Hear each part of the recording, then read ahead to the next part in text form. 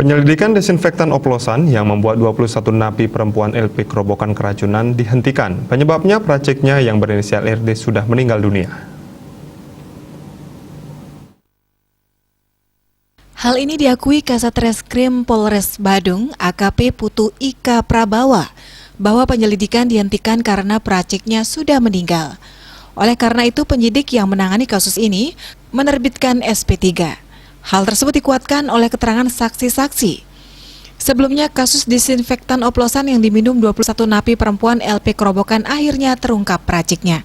Hasil pemeriksaan saksi-saksi, peracik disinfektan oplosan tersebut diduga napi berinisial RD. RD meninggal dunia setelah minum disinfektan tersebut.